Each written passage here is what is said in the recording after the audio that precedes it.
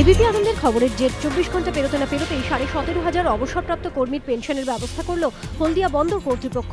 আজ সকালে তড়িঘড়ি হলদিয়া ডক কমপ্লেক্স থেকে 15 কোটি টাকা নিয়ে এসে পরিস্থিতি সামাল দেয় বন্দর কর্তৃপক্ষ।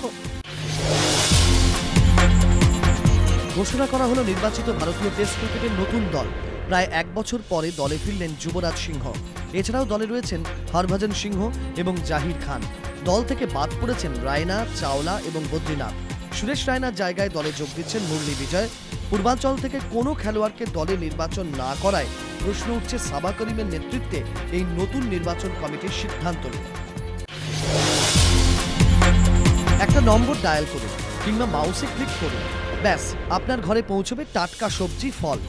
না, কোনো পেশাদার ওয়েবসাইট নয়, একেবারে পেশাদারি চেহারায় এমন অভিনব উদ্যোগ কোলে মার্কেটের ব্যবসায়ীদের একাংশের।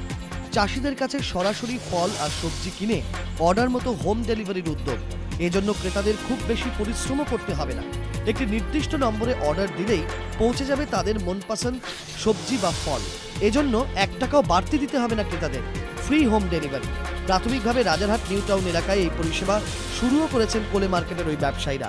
প্রাথমিক উদ্যোগে সাড়া পেলে ধীরে ধীরে পুরো কলকাতায় এই পরিষেবা ছড়িয়ে দেওয়ার পরিকল্পনা রয়েছে তাদের। ব্যবসায়ীদের পরিকল্পনায় সাহায্য করছেন তাদের ছেলে মেয়েরা।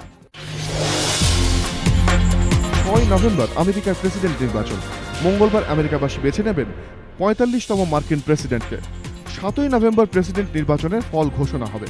মার্কিন প্রেসিডেন্ট নির্বাচনে প্রার্থী ঘোষণার পর ওবামার দিকেই পাল্লা ভারী ছিল, কিন্তু বারাক ওবামা ও মিট রোমনির মধ্যে 17ই অক্টোবর হওয়া বিতর্কের পর কিছুটা ব্যাকফুটে চলে যান ওবামা।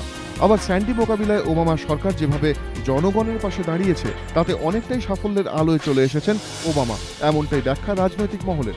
কিন্তু নির্বাচনের প্রাক্কালে সমীক্ষা অনুযায়ী ডেমোক্র্যাট এবং রিপাবলিকান দুই প্রার্থীর মধ্যেই কঠিন লড়াই হবে বলে মনে করছে বিশেষজ্ঞ মহল।